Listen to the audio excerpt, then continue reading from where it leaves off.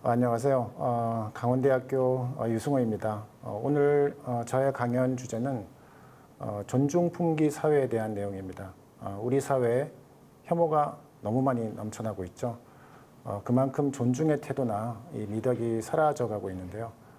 제 강연은 혐오가 난무하고 타인에 대한 존중이 사라져가는 이 시대를 좀 분석하고 그 대안을 생각해보는 시간입니다.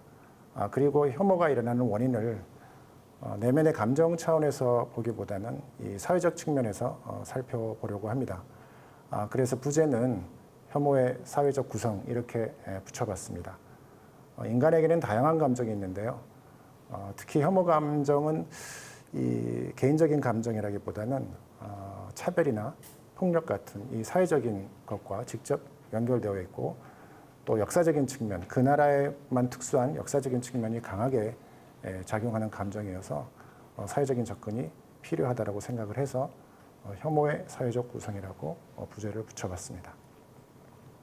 목차를 보겠습니다. 목차는 벌레들, 이른바 충이라는 말로 혐오의 대중화가 되고 있는 시대를 먼저 살펴보았고요. 그 다음에 혐오 감정이 싹트기 쉬운 취약한 사회에 대한 이야기를 드리도록 하겠습니다. 그 다음에 한국 사회에서의 혐오의 문제를 살펴보고 더 구체적으로 한국 사회에서 소수자에게, 즉 마이너리티들에게 혐오가 어떻게 가해지고 있는가에 대한 메커니즘을 살펴보도록 하겠습니다. 다음으로는 혐오가 극단주의 운동과 연결되면서 도덕 프레임의 중심에 서게 되는 내용을 말씀드리겠고요.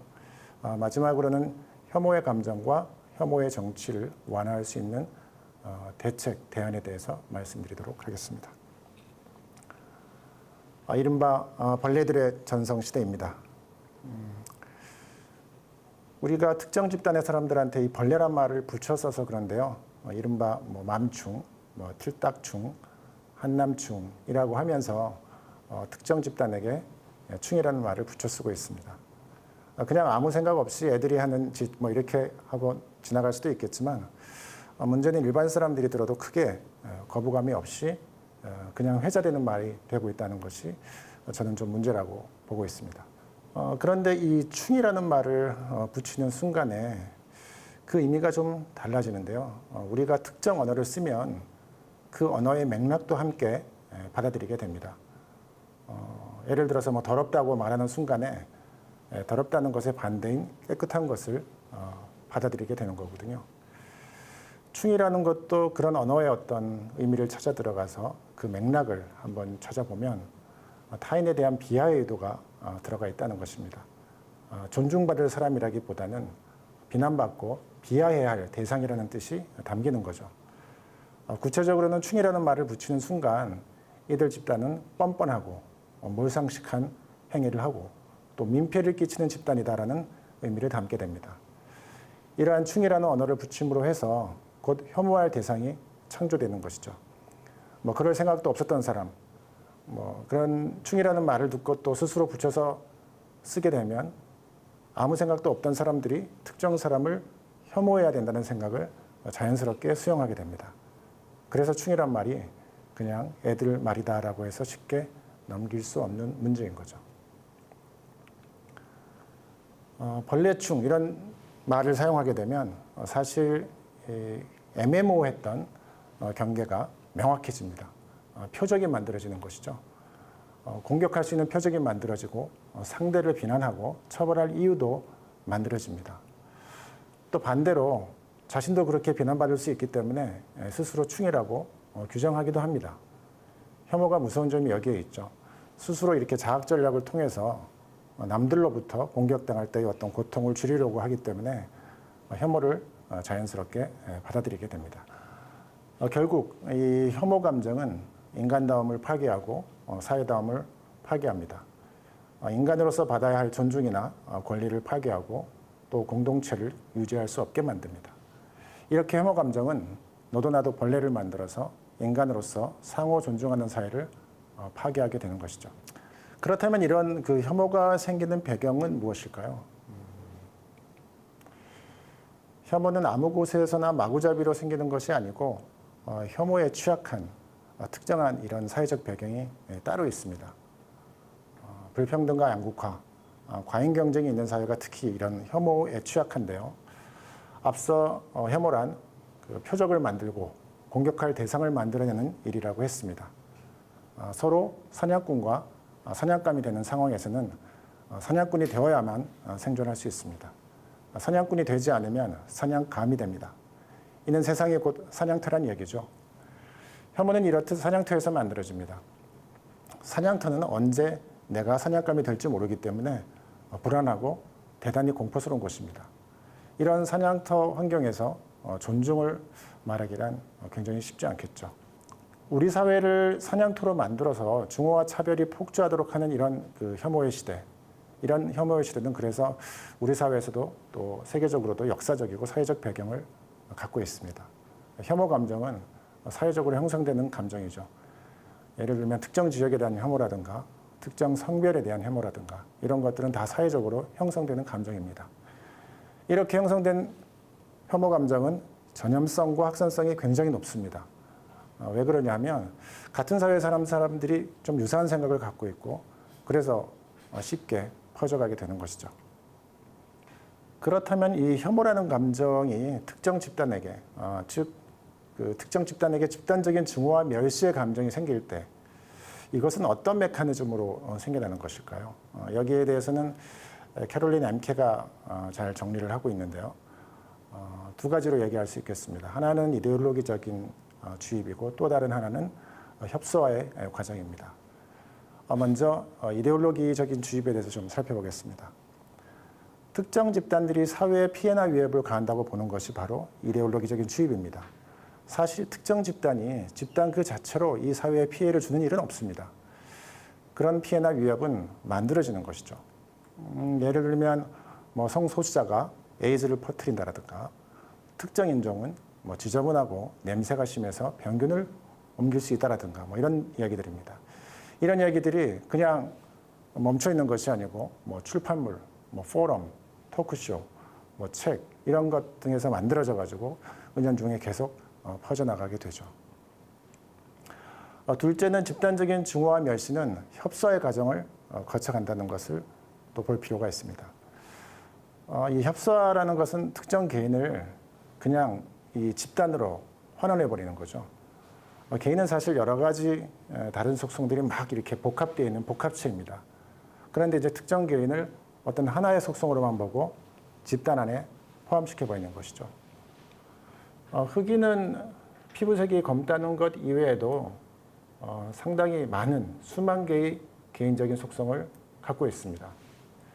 근데 그런데 흑인의 다양한 개인적 속성은 무시되고 피부색 하나로만 판단하게 되면 이게 이제 그 혐오와 차별이 시작되는 과정이 되는 것이죠. 이런 협소화의 과정은 어떻게 보면 상상력이 사라지는 과정이라고 볼 수 있습니다. 상상력이 부재한 상태. 그냥 어떤 한 개인을 집단으로 환원하는 상태, 그런 상태를 상상력이 사라진 이런 협소화의 과정이라고 볼 수 있을 것 같습니다. 그래서 혐오는 차별로 바로 이어집니다. 사실 우리가 차별이라는 말을 복잡하게 생각하는데요. 차별은 어떻게 보면 어떤 사람을 소속된 집단을 근거로 그 사람을 대할 때 차별이 생기게 되죠. 소속된 집단으로 어떤 한 사람을 상대하는 것을 잘 보여주는 실험이 있는데요. 제가 여기서 이제 쇼핑몰 실험이라고 이야기를 했는데 이건 텍사스에서 있었던 이제 실험입니다. 어떤 한 텍사스 쇼핑몰에서 이제 일자리 얻기에 수행된 실험이죠. 그래서 어떤 그 사람들이 어떤 젊은 그 학생들이 이제 일자리를 얻으려고 이제 면접을 하는 그 과정에서 어떤 식으로 이제 편견이 생겨나는가를 보면 굉장히 유명한 실험인데요. 이 구직자들이 한 모자에는 동성애자라 자랑스럽다라고 이렇게 써진 그런 모자를 쓰고 가고요. 또 다른 모자에는 텍사스인이라 자랑스러워요. 이렇게 쓰인 모자를 쓰고 갑니다. 그렇게 해서 이제 실험을 하게 되는 것인데요. 학생들은, 그러니까 피실험자들은 자기가 어떤 모자인지 모르고 이제 쓰고 그 인터뷰를, 면접을 하게 되는 거죠. 근데 이제 그 잠재적 고용주들, 이제 고용을 하려고 하는 사람, 이 사람들도 다 이제 피실험자들인데, 이 잠재적 고용주들은 동성애자로 보이는, 동성애자라 자랑스러워 이렇게 써져 있는 사람하고 이야기할 때 그냥 텍사스인이라 자랑스러워라고 써진 모자를 쓰고 있는 사람들보다 훨씬 더 적게 말하고 도와주려는 의지도 훨씬 더 적게 나타났습니다. 대단히 유명한 실험인데요. 이걸 보면 사람들의 편견, 뭐 차별 이런 것들이 어떤 한 개인을 집단에 소속시킬 때 나타난다는 것을 볼 수 있습니다. 사실 이런 이제 협소의 과정, 이런 협소의 과정은 아까 제가 상상력의 부재라고 말씀을 드렸는데요. 또 이건 또 다른 한 측면에서는 이 동일성의 폭력입니다. 같은 기준을 계속 다른 사람한테 부여하는 거죠. 어떤 특정한 집단이 가지고 있는 속성을 한 개인한테 그대로 전가시키는 것입니다. 그래서 이것은 학자들이 동일성의 폭력이다 이렇게 부르고 있는데요. 이 동일성의 폭력은 결국 상상력의 부재에서 생기고 그래서 어떤 표준을 강요할 때 생기게 됩니다. 이렇게 어떤 표준에 부합하지 않는다는 이유로 이제 차별하고 중화하고 그래서 혐오를 하게 되는 것이죠. 결국 혐오는 이 개인적인 감정, 뭐 내면의 감정 이런 거라기보다는 사회적인 공모에 의해서 탄생한다라는 것을 여기서 확인할 수 있습니다. 혐오가 등장하는 또 다른 이유는 누스밤이 한 이야기이긴 한데요. 불안과 두려움에서 오는 희생양 찾기 때문이라고 합니다. 혐오는 원치 않는 변화가 두려워서 마녀 같은 탓할 대상을 찾는 과정에서 등장하게 되는 것이죠. 불안을 해소하기 위해서 기존에 편견이 있던 집단에게 불안의 원인을 돌려버리는 것입니다. 이때 이제 그 불안의 원인으로 그 지적되는 대상이 사회적 소수자들이 대부분 그렇게 혐오의 대상으로 지적이 되죠. 그래서 대표적인 예로 나치의 유태인이고 또 유태인 학살이 자행되는 것을 그 대표적인 예로 들어볼 수 있겠습니다. 그렇다면 이런 혐오는 어떤 특징을 갖고 있을까요? 이게 사실 대단히 중요한 이야기이긴 한데요. 혐오를 한번 우리 감정에서 탁 이렇게 떠오르게 되면 이 혐오는 어떤 특정 개인을 낙인을 찍는데 가장 강력하고 중심적인 방식으로 작동합니다. 특정 집단에게 혐오 감정을 일으킨다는 것은 곧 이제 낙인을 찍어서 나와 가까이 할 수 없도록 만들고요. 더 중요한 측면은 나와 가까이 할 수 없는 것뿐만 아니고 내 아래에 두는 것입니다. 지위적으로, 위계적으로 내 아래에 두는 것이 바로 혐오 감정을 통해서 타인에게 낙인을 찍는 과정입니다. 그래서 혐오는 위계를 강화합니다. 그래서 반대로 이렇게 혐오가 사라지게 되면 위계도 함께 사라지게 되죠. 친구가 되거나 존중받을 수 있는 상황들이 혐오가 사라지면 자연적으로 등장하게 됩니다. 근데 혐오가 이렇게 낙인을 찍는데 아주 강력한 이유가 있습니다. 그것은 혐오가 우리가 원래부터 가지고 있던 우리 인간이 원래부터 가지고 있던 이 신체적인 반응과 연결되어 있어서 그렇습니다. 우리는 그 생존을 위해서 더러운 것, 오염된 것을 혐오하죠. 이 더러운 것, 오염된 것, 이것은 생존과 연결되어 있어서 아주 자연스러운 반응입니다. 여기 이제 그 비둘기 배설물이 담겼던 병이 있고요. 또 치즈가 담겼던 병이 있다. 이렇게 가정을 하면요.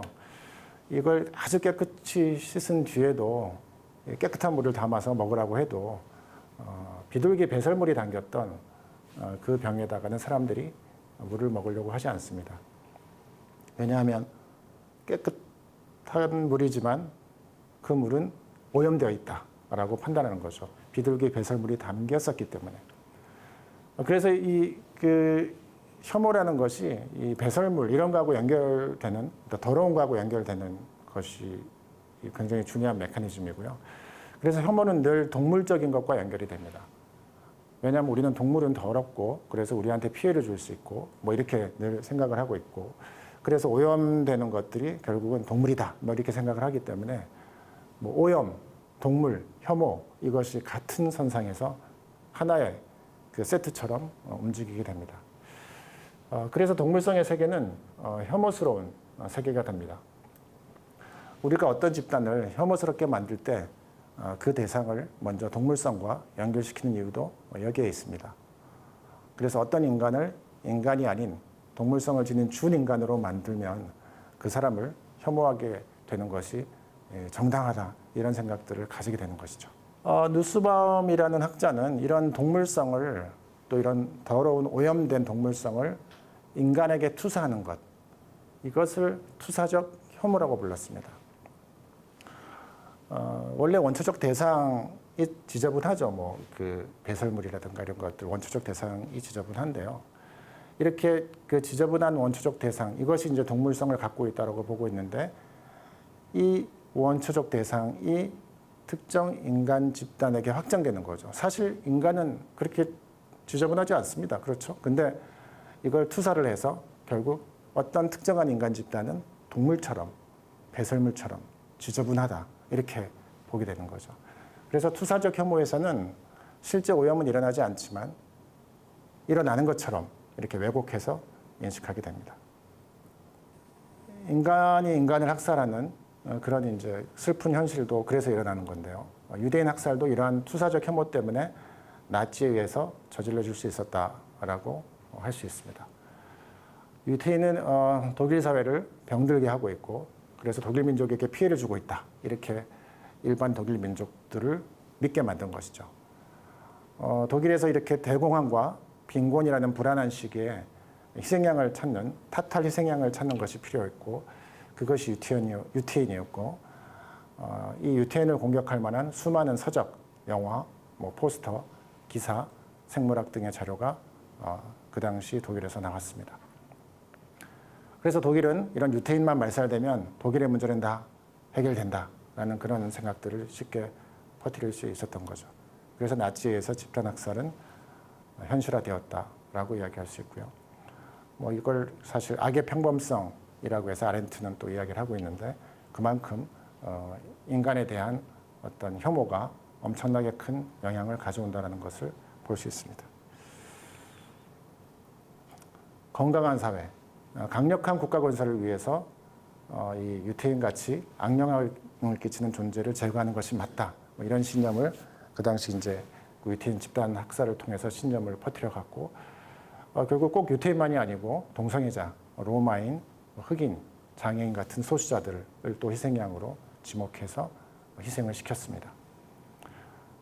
이 정리해 보자면 결국 혐오는 이 사회적인 어떤 배경으로부터 탄생하죠. 그 사회적인 배경은 불안과 공포입니다.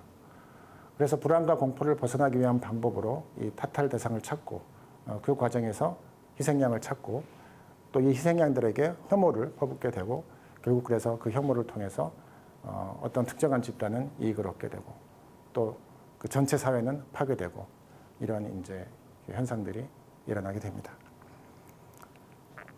이제 한국 사회의 혐오 문제에 대해서 살펴보도록 하겠습니다.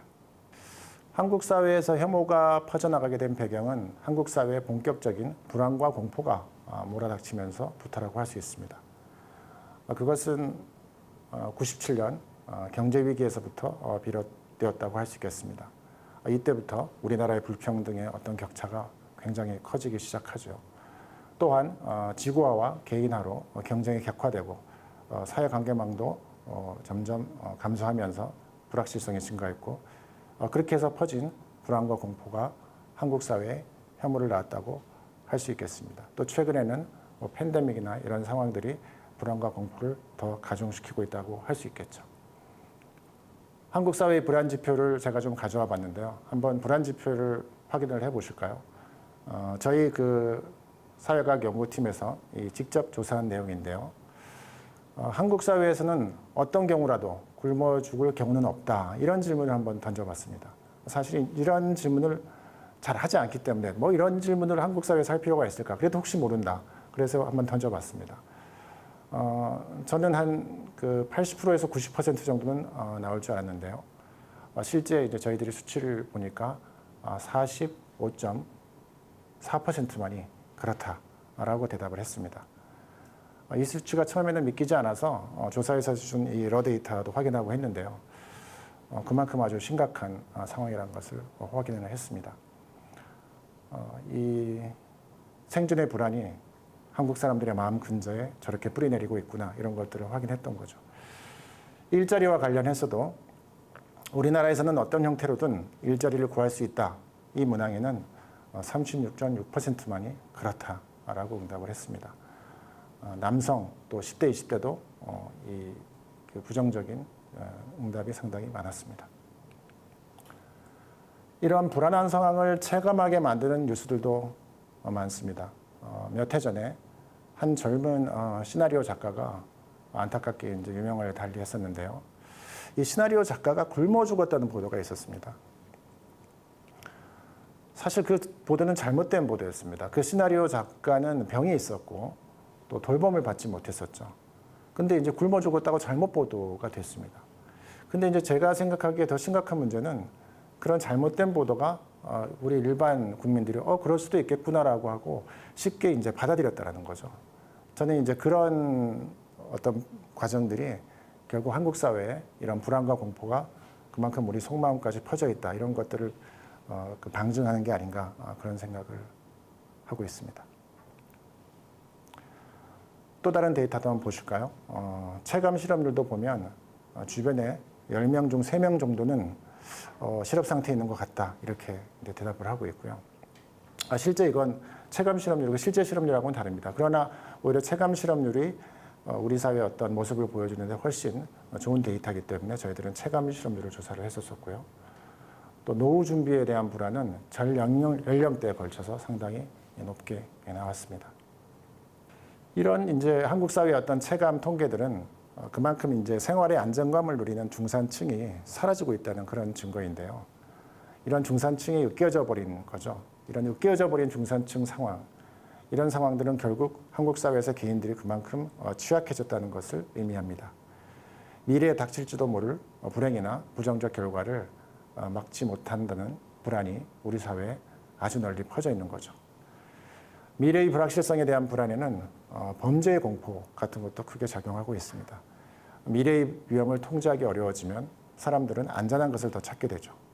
그러면 이질성에 대한 불안도 높아지고 이방인에 대한 공포도 높아집니다. 범죄 피해의 두려움을 느끼는 정도도 상당히 높은데요. 이 범죄 피해의 두려움이 어디서 오는가를 보면 사실 내가 피해를 당할까 봐 걱정하는 것보다는 나의 가족이 받을 피해가 더 크다는 것에 사람들은 더 많은 두려움을 느끼고 있었습니다. 배우자나 자녀가 사회적인 약자죠. 그렇기 때문에 그만큼 범죄 피해가 더 갈 수 있다는 것이고 우리 사회가 사회적 약자들에 대한 보호가 그만큼 약하다는 것을 뜻한다고 할 수 있겠습니다. 이렇게 이제 우리 사회가 불안과 공포에 처하게 된 이유에는 무엇보다도 평범한 사람들이 평범한 삶을 누리기 어려워졌다라는 것에 그 문제가 있다라고 볼 수 있겠습니다. 자본이 세계화되고 기술 혁신으로 일자리가 사라지면서 양극화는 가속화되고 이 과정에서 소수의 승자들은 빗장을 치고 평범한 사람들을 내몰고 있는 것이죠. 이 사회학자 사세는 이런 이제 상황들을 축출이라는 말로 표현을 하고 있습니다. 그런데 지금까지 앞서 한국 사회를 조사한 데이터를 봐도 우리 사회가 이미 축출의 공포가 만연해 있다. 또 일반 국민들의 마음속에 들어와 있다라는 것을 확인할 수 있었습니다. 이미 우리 사회는 의자 뺏기 놀이에서 서로 의자 뺏는 그런 놀이를 넘어서 앉을 의자가 없어지지 않을까 하는 그런 공포, 또 내가 버려지지 않을까 하는 그런 공포, 또 이 사회로부터 추방당하지 않을까 하는 그런 공포가 만연한 그런 사회라고 볼 수 있을 것 같습니다. 그렇다면 이렇게 한국 사회에서 축출의 대상이 되는 그런 대상은 누가 되고 있을까요? 누가 표적이 되어서 이제 혐오의 대상으로 떠오르고 있을까요? 그걸 보도록 하겠습니다. 2019년도에 나온 국가인권위원회의 그 혐오 표현 리포트를 보면 한국 사회에서도 혐오 표현 대상은 시대적으로 쭉 변해왔고 특정 속성을 이유로 차별받는 집단이 있어 왔다라고 보고하고 있습니다. 이 한국 사회에서도 그 핍박받고 혐오를 받는 이 대상들은 주로 소수자들인데요. 이때의 소수자는 수적으로 적다는 의미만은 아닙니다. 오히려 그 신체적이고 문화적인 속성으로 인해서 편견이 가해지는 집단 이렇게 보는 것이 더 맞을 것 같습니다. 이 소수자, 즉 이 마이너리티에 대한 정의를 그래서 좀 먼저 하고 넘어가야 될 것 같은데요. 알코프와 모한티에 따르면 이 마이너리티의 정의는 이 세 가지 차원에서 이 정의를 내릴 수가 있습니다. 첫째는 비헤게모니, 그러니까 비지배적인 위치에 있는 사람들입니다. 무언가 결핍되어서 권력이 전혀 없는 사람들이죠. 두 번째는 경쟁에서 지고 또 뒤처져서 궁지에 몰린 사람들입니다. 지속적으로 경쟁에서 지다 보니까 지위도 없고 존중받지도 못하는 사람들이죠. 세 번째는 주류의 규율과 규범에서 배제당한 자들입니다. 주류가 만든 경쟁 자체에 끼지도 못하는 부류죠. 그러니까 이 세 부류가 사회의 마이너리티를 구성하면서 사회에서 내몰리고 있다라고 보고 있습니다. 그렇다면 한국 사회에서는 어떤 이 마이너리티가 존재할까요? 그리고 이 그 마이너리티, 이 소수자에 대한 차별은 어느 정도일까요? 저희 연구팀이 2014년도부터 2017년도까지 13,500명을 조사를 했는데요. 대략 이 그 조사의 프로세스는 한국 사회의 마이너리티라고 할 만한 집단을 30여 개 정도 도출을 했고, 이들에 대한 이 차별 태도를 측정을 해서 25개 정도는 실제로 차별을 받고 있고, 또 사람들에게 실제 차별 인식이 들어가 있다라고 판단을 해서 25개의 마이너리티가 추출이 되었습니다. 그리고 이들 마이너리티는 그 차별의 범주를 저희들이 한번 그 조사해 보니까 5개의 차원으로 이루어져 있다는 것을 발견을 했습니다. 차별을 받는 이 마이너리티를 보면 이 한국 사회의 통념과 고정관념을 잘 엿볼 수 있습니다. 이 5가지 영역을 한번 봐볼까요? 결혼과 외모, 또 결핍, 열등감, 중독, 취향, 이것이 이제 5가지 영역인데요. 사실 아까 이제 그 데이터가 2014년부터 2017년도라고 했는데, 보니까 벌써 뭐 오래 연구를 해와서 그런지 5년 이상 데이터가 지났습니다.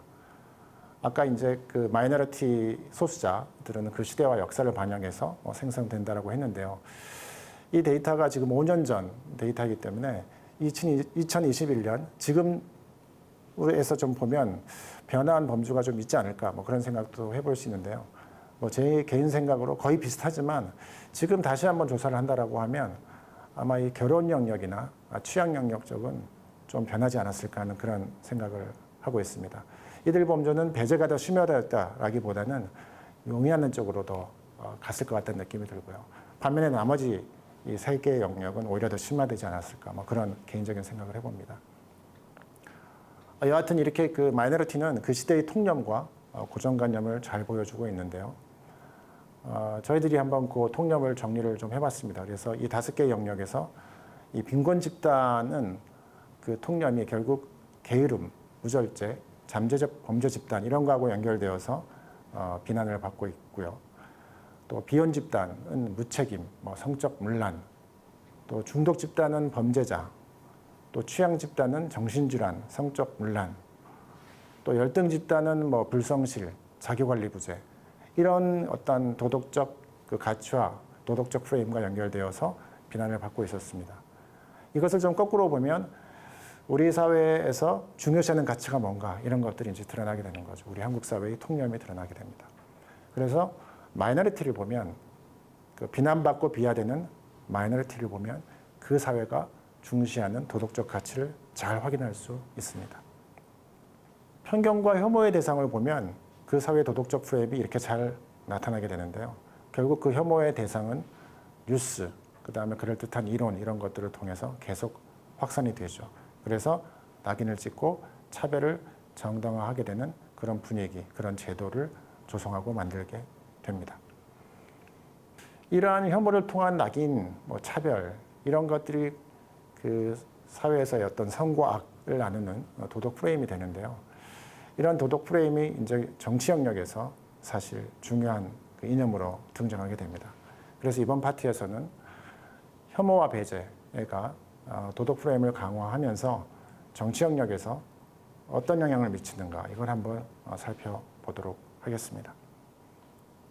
정치 영역에서는 우리와 그들, 이렇게 편을 가르는 도덕 프레임은 사실 극단주의 운동단체에서 가장 극명하게 잘 드러납니다. 극단주의 운동단체는 우리와 그들이라는 편을 가르는 어떤 도덕 프레임을 가장 적극적으로 잘 활용하는 단체들이죠. 상대편에 대한 혐오와 차별을 도덕 프레임을 통해서 정당화합니다. 특히 도덕 프레임에서는 상대편에게 자신들도 차별받고 있다, 라는 어떤 역차별의 논리를 펴서 이걸 또 자기네들을 정당화시키는 그런 차원으로 가져갑니다. 그래서 가해자인데도 스스로 피해자임을 밝혀서 자신들의 가해 행위를 정당화하는 것이죠. 극단주의 운동단체의 대표적인 단체들에는 뭐 알트라이트, 또 네오나치, 뭐 KKK단 등이 있습니다. 이들 그 극우주의자들은 강한 수직적 집단주의 성향들을 띠고 있고요. 또 자신들은 우월 집단이고 그래서 권위와 순응을 미덕으로 생각하고 있습니다. 이들은 여성, 흑인, 무슬림에게 혐오감을 표출하고요. 그러면서 또 스스로 우월감을 느끼고 극우 인터넷 언론만을 또 신뢰하고 있습니다. 이들이 느끼는 우월의식을 구체적으로 한번 살펴볼까요?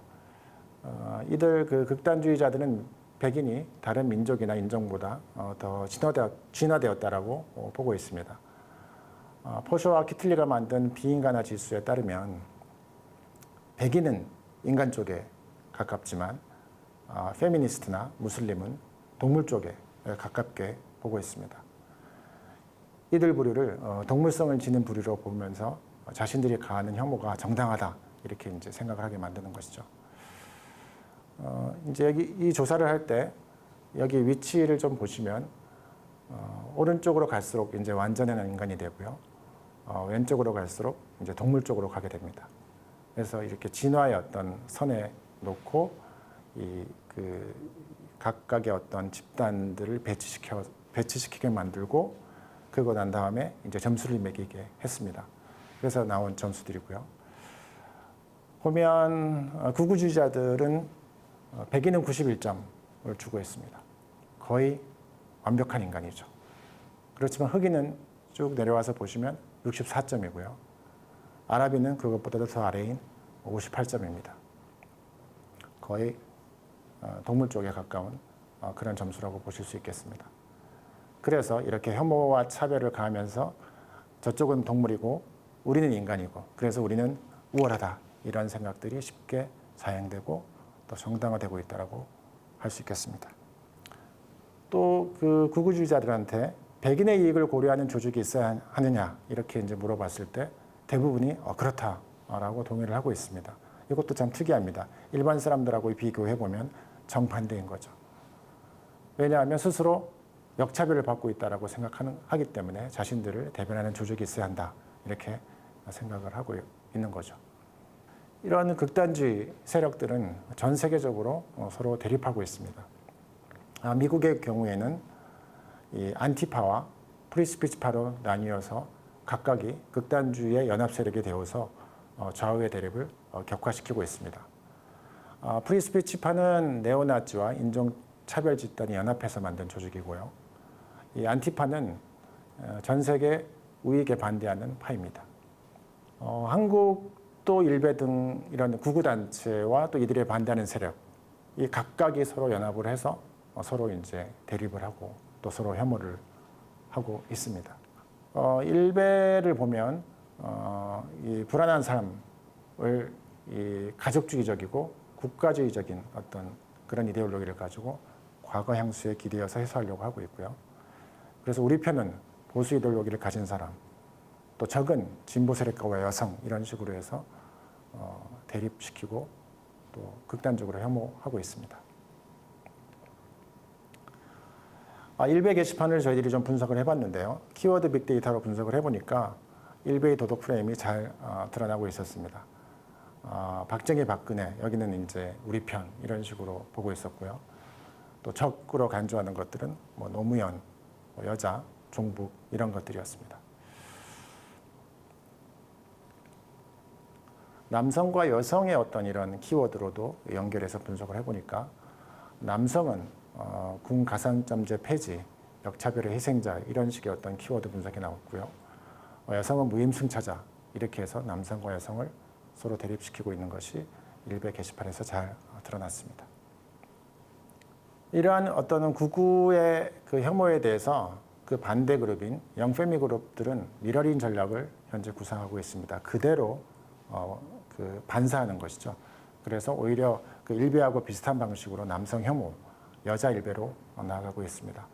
그래서 이 양극단을 계속 유지를 하고 있기 때문에 소통과 대화의 가능성은 사라지고 서로에 대한 혐오, 대립만 남게 된 상황이라고 할 수 있겠습니다. 영패밀리 그룹의 키워드도 한번 분석을 해봤습니다. 이들이 가지고 있는 남성 혐오도 사실은 불안과 공포에 기초하고 있다는 것이 잘 드러나고 있습니다. 그래서 결혼 공포, 범죄 공포, 시선 공포에서 결국 남성 혐오가 나오고 있는 것들을 확인할 수 있었습니다.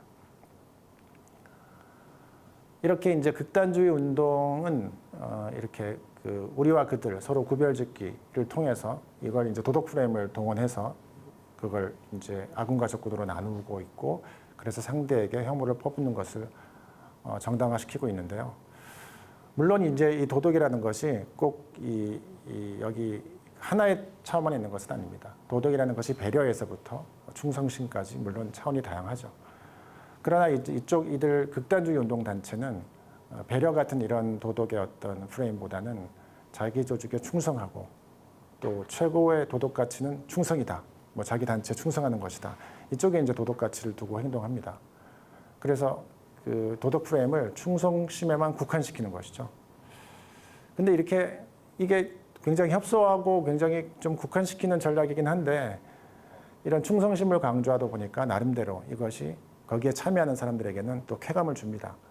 자신이 속한 집단에 대한 충성은 긍지를 주잖아요. 긍지를 주고 또 이것은 옳은 것이다. 이렇게 또 인식이 되고 있고, 그래서 이렇게 극단주의 운동이 왜 쉽게 사라지지 않느냐 이런 것들을 찾아 들어가 보면 결국 그렇게 도덕 프레임이 주는 쾌감 때문에, 긍지 때문에 자기 강화하는 경향이 있어서 그렇습니다.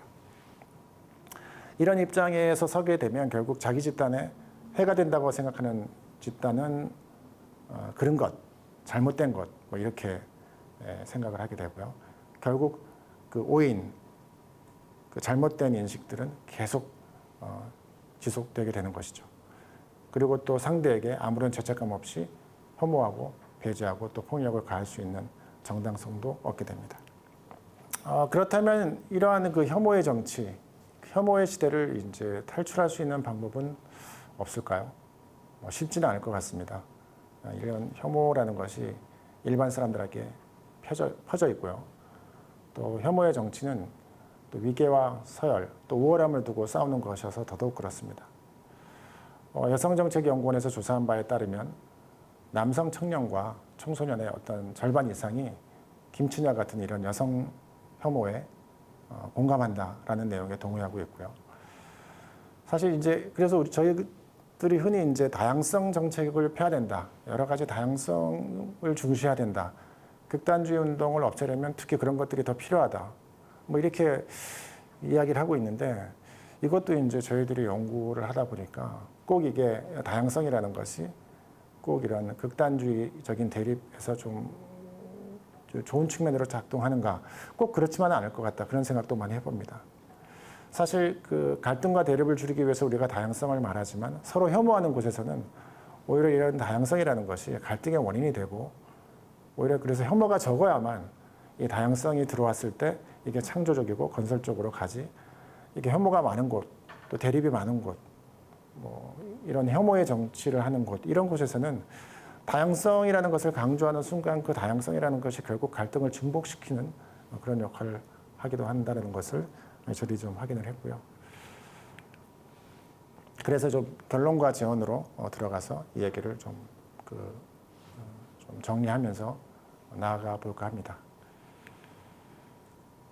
혐오는 사실 점점 정당화되고 있습니다.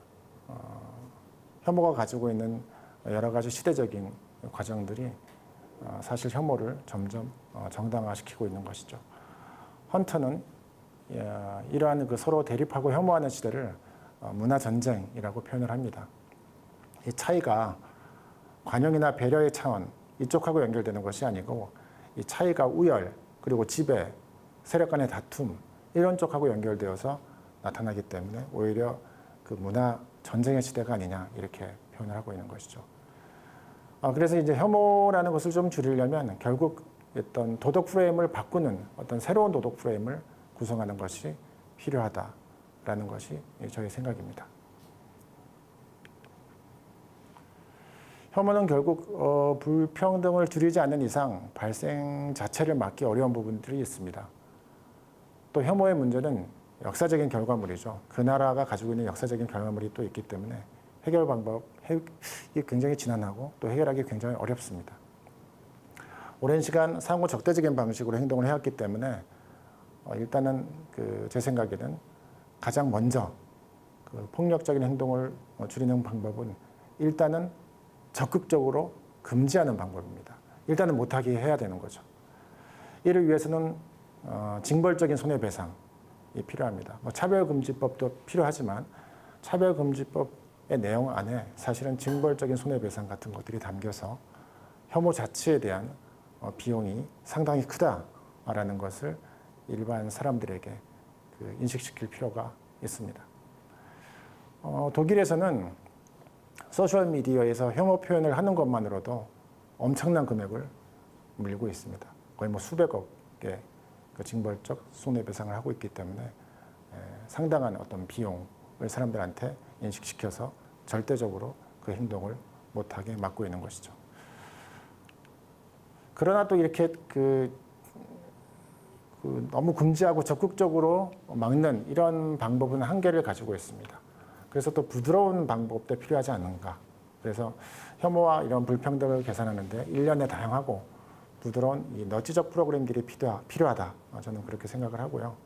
왜냐하면 혐오 자체가 공격적이기 때문에 좀 은근하고 부드러운 방법을 써서 사람들의 생각과 행동에 스며들어가는 그런 전략이 필요하다라고 저는 생각을 합니다. 사실 혐오는 겉으로 보기에는 좀 극단적인 대립이고 일방적인 말하기고 아무런 해결책이 없을 것 같고 그렇긴 하지만 또 그 안으로 들어가 보면 동시에 이것은 또 소통의 경험이 없고 또 다른 사람들과의 대화나 또 타인의 관점에서 바라본 경험이 없기 때문에 또 이런 혐오의 행동이 생기는 것이 아닌가 이렇게 또 생각할 수 있겠죠. 그래서 저는 혐오를 해결하는 두 번째 방법은 서로 적극적으로 소통하고 타인의 관점에서 서보는 훈련을 하는 것이라고 생각합니다. 보는 시각의 전환이죠. 저는 이걸 이제 문화적 전환이라는 개념으로 좀 만들어 봤는데요. 문화적 전환이라는 것은 혐오의 감정을 너치적인 형태로, 그러니까 직접적인 개입보다는 일상에 스며들 수 있게 그렇게 하는 방법, 이것을 문화적 전환이라고 저는 생각을 하고 있는데요. 사실 이제 혐오의 폭력, 이것은 기본적으로 동일성의 폭력입니다. 그래서 자신들의 어떤 생각과 표준만을 강요하는 것이죠. 그래서 이제 혐오를 없앤다, 혐오를 파괴한다라고 했을 땐 동일성을 깨는 그런 파괴도 필요합니다. 그래서 이 동일성을 깨는 과정들을 가장 적극적으로 잘하고 있는 영역이 예술이죠. 그래서 예술이 가지고 있는 창의성, 이런 것들을 좀 고양시키는 것이 결국 이 혐오를 없애는 데도 굉장히 필요한 것이다라고 보고 있고요. 그래서 이런 예술적이고 이제 이런 창의적인 능력을 이 사람들의 일상생활 속에 스며들어가게 할 수 있는 그런 것들이 저는 좀 좋은 사례가 아닐까 생각을 해서 여기서 이제 두 가지 사례를 가지고 왔는데요.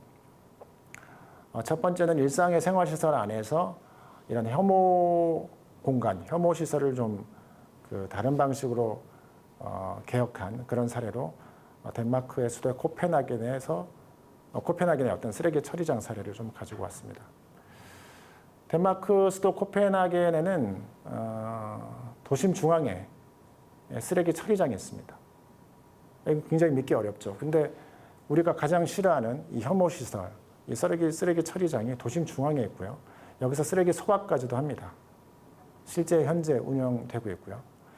근데 여기다가 이제 시민들이 친근하게 생각할 수 있도록 또 친근하게 이 시설을 이용할 수 있도록 스키장을 만들었습니다. 그래서 지금 스키를 타고 있는 모습을 보고 있는데요. 실제로 저렇게 스키를 타면서 논다고 합니다. 저도 아직 가보지 못해서 잘 모르겠는데 실제 저렇게 한다고 신문에 나와서 상당히 인상적인 것들을 제가 받아서 따갖고 와봤습니다. 사실 혐오 시설, 저런 쓰레기 처리장 같은 혐오 시설은 아무도 자기 동네에 두고 싶지 않죠. 근데 이제 저렇게 시민들에게 자연스럽게 수용될 수 있도록 새로운 어떤 혁신, 개혁을 통해서 예술적인 어떤 그 모양들을 만들어내서 사람들에게 가까이 다가간 부분들은 저는 상당히 좋은 사례가 아닐까 그렇게 생각을 합니다. 그러면서 기존에 어떤 사람들이 가지고 있던 쓰레기 처리장에 대한 혐오 이런 것들이 상당히 줄어들게 된 것이죠. 당연히 여기는 뭐 쓰레기 처리장에 오염물질이 나오지 않아야겠죠. 제가 보니까 이 쓰레기 처리장에서 오염물질이 나오지 않는다는 것을 계측해서 실제 시민들한테 보여주고 있는 것도 제가 확인을 했습니다. 뭐 당연히 그래야 이건 뭐 거짓말 치면 안 되지 않겠습니까? 우리나라에서도 좀 코펜하겐의 사례하고는 다른데 이거는 그 이미 옛날에 있었던 것을 재생한 경우인데요. 우리나라에서도 부천에 쓰레기 소각장이었던 곳을 복합 예술 공간으로 만든 곳이 있었습니다. 저는 여기는 직접 한번 가봤는데요. 재생 공간이긴 하지만 이 사람들이 쓰레기 소각장을 보면서 실제 이런 혐오 시설에 대한 새로운 어떤 인식을 전환한 그런 계기가 될 수 있지 않을까 이제 그렇게 생각을 하고 했습니다. 이렇게 이제 혐오 시설을 이렇게 사실 어떻게 보면 그 좀 재미, 아름다움 이런 것과 연결시킨 것인데요. 혐오스러운 대상이 이렇게 아름다움과 만나면 그 혐오는 약해질 수 있다. 이런 것들이 아마 저는 그 문화적 전환에서 굉장히 중요한 사례가 아닌가 그렇게 생각을 합니다. 혐오와 관련돼서 이런 또 문화적 전환을 시도하는 또 다른 흥미있는 공간이 있는데요. 바로 스웨덴 말미에 있는 혐오 박물관입니다. 이곳에는 전 세계의 혐오 음식들이 다 모여 있습니다. 음식은 그 나라의 문화를 상징하죠. 그래서 음식으로 인해서 어떤 민족의 혐오를 정당화하기도 합니다. 어떤 민족이 그런 음식을 먹는 것을 이해하기 어렵고 그래서 이제 그 민족은 당연히 혐오 받아야 돼. 뭐 이렇게 간다는 거죠. 그래서 어떤 민족이 즐기는 음식이 다른 민족들에게는 이상하게 여겨지고 이해하기 어려운 대상이 되어서 혐오를 정당화시킵니다. 그런데 이걸 거꾸로 생각을 하면 음식을 통해서 다른 민족이나 다른 국가의 문화를 이해하는 계기를 만들 수도 있겠다. 그래서 이 혐오 박물관은 그런 뜻으로 만들어져서 상당히 좀 큰 반향을 불러 일으켰었습니다. 혐오 박물관에 전시하는 것들의 예를 들어보면 지금은 우리에게는 건강 음식으로 평가받고 있는데 일본의 나또 뭐 이런 것들도 있고요. 또 저희들한테 먹음직스러운 저는 즐기지 않습니다만 산낙지 이런 것도 전시가 되어 있다고 합니다. 그래서 각국의 혐오 음식으로 소개가 됐는데요. 오히려 이걸 보면 시간과 장소에 따라서 결국 혐오 음식은 기호 음식으로도 바뀔 수 있구나. 뭐 이런 것들을 사람들이 느끼게 되어서 어떤 다른 민족, 타인의 입장에서 한번 바라볼 수 있는 좋은 계기가 되지 않을까 이런 생각을 해봤습니다. 영화도 이 소수자에 대한 혐오를 바꾼 대표적인 사례라고 할 수 있습니다. 물론 앞서 봤듯이 영화는 기존의 고정관념, 그 혐오 태도, 차별 태도 이런 것들을 강화하기도 하죠. 그러나 또 어떤 영화들은 이 소수자에 대한 혐오를 바꾸기도 합니다. 저희들이 한번 그 영화에서의 성소수자가 어떤 방식으로 그 관계를 가지는가를 한번 연구를 해봤더니 처음에는 당연히 이 성소수자는 범죄, 변태 이런 것들하고 연결이 되다가 한국 사회에서 1990년대쯤 이 성소수자의 이 키워드가 바뀌어 나가는 것들을 봤고요. 거기에 굉장히 중요한 역할을 했던 것들이 영화다 이런 것들을 이제 파악할 수 있었습니다. 그래서 1990년대에 들어오면서 성소수자를 다룬 영화들이 등장했고 그래서 그 뒤에 그 성소수자들이 인권과 지지로 이제 키워드가 바뀌어 나간 사례들을 확인할 수 있었습니다. 또 해외 영화를 치면 필라델피아 같은 영화가 이제 이 성소수자들에 대한 편견을 감소시키는데 대단히 큰 역할을 했다 이렇게 또 평가를 하기도 합니다. 그리고 이제 마지막으로 제안할 수 있는 정책은 저는 이제 그 존중적 전환 이렇게 이제 이름을 붙여봤는데요. 실업이나 복지 정책을 이 존중과 존엄과 결합시키는 그런 정책이 필요하다라고 저는 생각을 했고요. 또 그래서 이제 이걸 존중적 전환 이렇게 이제 이름을 붙여봤는데 여기서는 대표적인 사례로 프랑스의 TA 제4세계에서 하고 있는 TA 정책을 한번 소개를 해볼까 합니다. TA 정책은 이제 우리말로는 함께 일하고 배우기 정책 뭐 이렇게 이야기할 수 있겠는데요. 지금의 어떤 실업자나 빈곤계층에 대한 사회보호 시스템을 이 존중과 결합시키는 그런 정책적인 시도라고 보시면 될 것 같습니다. 이 TA 정책은 그 제사세계라는 프랑스에서 굉장히 오래된 비영리 단체인데요. 이 제사세계가 극빈층한테 안정적인 일자리를 제공하기 위해서 시작한 어떤 소규모 사업체 지원 정책입니다. 그래서 이 제사세계가 내세우는 모토가 있는데요. 이들은 극도의 빈곤이란 열등함이나 무능함의 결과가 아니고 체계적인 배제의 결과다라고 선언을 하고 있습니다. 그래서 이제 제사세계는 모든 사람들을 생각하는 존재로 간주하고 이 정책에서 존엄을 최우선 가치에 둔다 이렇게 밝히고 있습니다. TA에도 이런 제사세계의 어떤 모토를 잘 적용을 하고 있는데요. TA에서 일하는 노숙자는 이렇게 또 이야기를 하고 있습니다. 이곳에 처음 왔을 때 아무도 제게 대학 졸업장이 있는지 묻지 않았어요. 여기선 모든 사람을 있는 그대로 받아들여요. 어떤 사람이 배우는 것을 어려워한다면 그조차도 그 사람의 일부로 받아들이죠. 이런 식으로 얘기를 하면서 어떤 그 TA의 어떤 그 정책적인 지향점을 잘 이야기를 해주고 있습니다. 여기 이 장편은요, TA가 그 빈민 주민을 위해서 옛 목공서 터를 재설계해서 실업자 고용을 위해서 기업을 만든 사례인데요. 이렇게 TA에서는 컴퓨터를 수리해서 재판매하거나 또 바닥 페인트 공사, 또 칸막이 설치 같은 건물 내장 사업, 또 청소 대행업 이런 것들을 주 사업으로 해서 실업자들을 고용하고 있습니다. 이렇게 TA가 그 존엄과 일자리를 결합시켜서 이런 새롭게 사회보호 시스템을 짜는 이유에 대해서 한번 이야기를 들어보면요. 이들은 이렇게 이야기를 합니다.